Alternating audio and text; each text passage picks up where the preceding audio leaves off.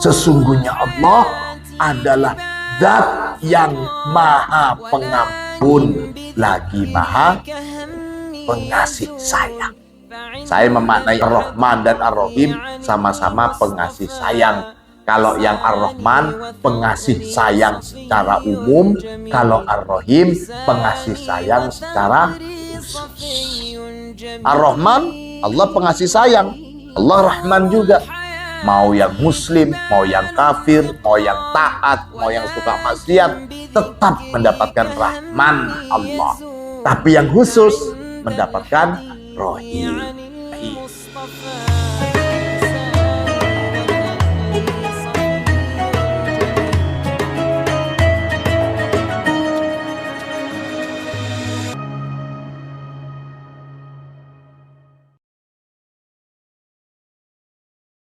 Si'atul maghfirah. Kalau boleh saya artikan di sini adalah luasnya cakupan pengampunan Allah. Allah berfirman, "Inna rabbaka wasi'ul maghfirati." An-Najm 32. Sesungguhnya Tuhan kamu itu wasi'ul maghfirah, adalah zat yang maha luas pengampunannya. Allah sendiri yang menegaskan luas. Tentu beda pemaknaan luasnya kita dibanding apa yang sudah disampaikan Allah. Kita luas kita mungkin sejauh mata memandang. Kita taunya pengalaman kita cuma di bumi ini saja. Taunya kita langit, dasar laut, luas kiri kanan. Itu saja jangkauan keluasan kita. Kita belum pernah tahu ada apa setelahnya bumi. Di planet ini ada apa? Angkasa semuanya bagaimana? Kita nggak tahu. Allah yang menciptakan segala hal. Allah yang menciptakan segala keluasan. Itu menyebut bahwa inna rabbaka wasi'ul maghfirah. Maka di sini dikatakan, i'lam, ketahuilah, anna kullal muslimina wal muslimat, bahwasanya semua orang muslim, baik laki-laki ataupun perempuan, bidukhulihim fi zumrati ahlil islami wal iman, karena sebab masuknya mereka dalam golongan ahlul islami wal iman, golongan orang-orang muslim dan mukmin. Mudah-mudahan kita masuk dalam fi zumratil ahlil islam wal iman.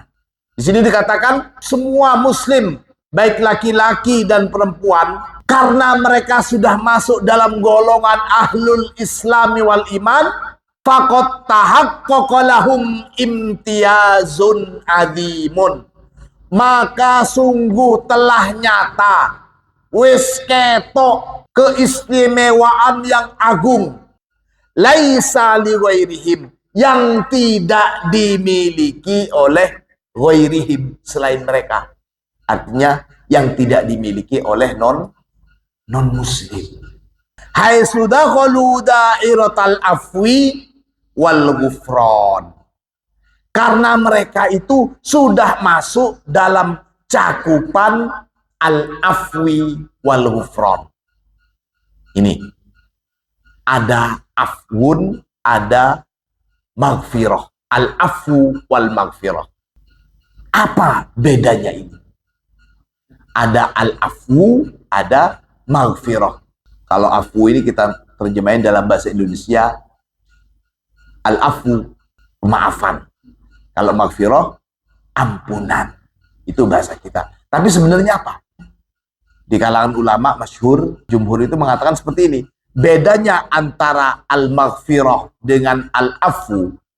Kalau al-maghfirah itu adalah ayyusamihakallahu ala dzambi. Allah mengampuni dosa kamu.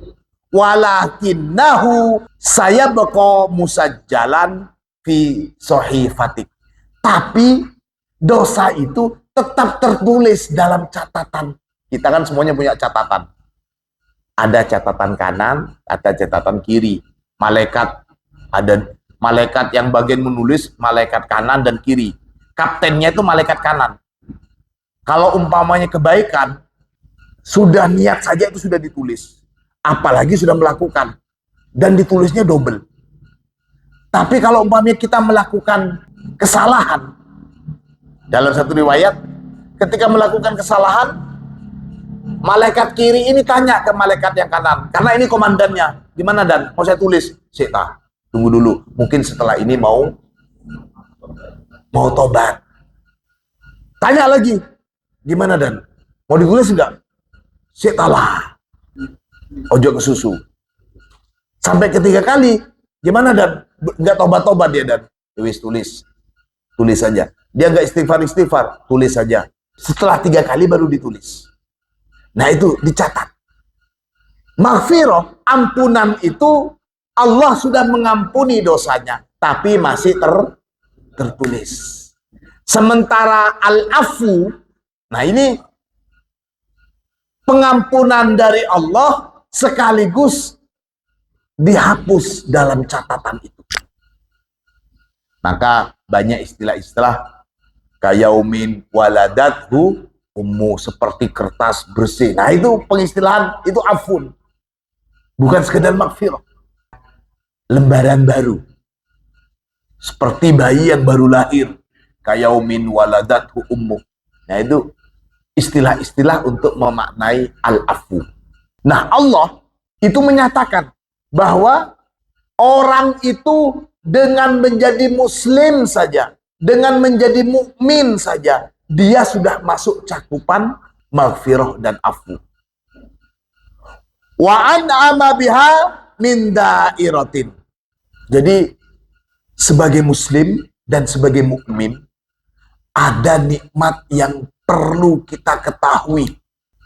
Karena kalau kita nggak tahu besarnya nikmat ini, mungkin kita kurang syukurnya. Maka kita perlu tahu supaya kita bisa betul-betul berterima kasih dan malu kepada Allah. Yang pertama, famin ni'amillahi ala ahli hadhihi dairah. Termasuk dari sebagian nikmat Allah untuk kelompok ini, muslim dan mukmin secara umum, fi zumrati ahlil Islam wal iman. Bicara yang umum saja dulu. Salah satu bentuk nikmat Allah bagi mereka yang muslim dan mukmin adalah bahwasanya Allah berfirman, innallaha la yaghfiru ayyushraka bihi wa yaghfiru ma duna dzalika liman yasha wa may yusyrik billah faqad iftara itsman adzima. Sesungguhnya Allah la yaghfiru ayyushraka bihi. Allah tidak akan mengampuni jika disekutukan. Perbuatan syirik itu perbuatan yang tidak diampuni oleh Allah. Andai kata dia seorang musyrik itu kembali dengan fitrah utamanya, yakni menuhankan Allah. Kita sering mengatakan ini, setiap bayi yang terlahir dari ibunya, sebelumnya dia sudah ada di alam sebelum di alam rahim. Yakni alam di mana dia sudah berjanji bahwa bersaksi bahwa tiada Tuhan selain Allah. Alastu bi rabbikum, bala, semuanya itu. Mau yang sekarang di dunia ini muslim atau yang di dunia ini kafir, semuanya sudah naikkan perjanjian. Sudah ada MOU-nya. Tapi ketika lahir, ya tergantung bagaimana lingkungan, bagaimana orang tuanya. Makanya Rasulullah tegaskan, kullu mauludin yuladu alal fitrah. Setiap bayi yang terlahir itu, dia terlahir dalam keadaan fitrah. Fitrah apa? Fitrah bahwa dia adalah hamba dan Allah adalah Tuhan. Itu fitrah. Termasuk fitrah kita itu melihat ada kekuatan besar yang mungkin tidak bisa disampaikan. Katanya PKI itu ada tidak bertuhan. Bohong. Bukan tidak bertuhan. Mungkin tidak bertuhan seperti halnya yang dipahamin orang. Tapi bahwa mereka itu merasakan ada kekuatan lain. Dalam sejarah, ketika orang PKI itu sudah menyanyi genjer-genjer, bagaimana anunya itu? Nah, itu merasakan ada kekuatan. Nah, itu fitrahnya, hanya tidak dibahasakan. Tetap meyakini ada kekuatan lain. Nah, semuanya kita oleh Nabi kita dibimbing ini loh, kekuatan yang lain itu namanya, itulah Tuhan. Makanya koridor dan dalam Islam itu la ilaha illallah. Jadi langsung ada kekuatan la ilaha illallah, la ilaha illallah. Menepis itu. Illallah, illallah, illallah, Allah, Allah, Allah, Allah. Jadi koridor dalam Islam gitu. Asyhadu, aku bersaksi, Allah ilaha illallah, bahwa tidak ada Tuhan selain Tuhan itu sendiri. Yakni Rasulullah menyebutnya dengan kalimat lafdzul jalalah Allah. Nah, kekuatan yang ada di dalam setiap insan, setiap manusia itu yang pertama kali harus diingat supaya tidak menganggap menakutkan kekuatan itu. Diingatkan, inna rabbaka wasi'ul maghfirah. Sesungguhnya Tuhan kamu itu adalah Tuhan yang pengampunannya sangat luas.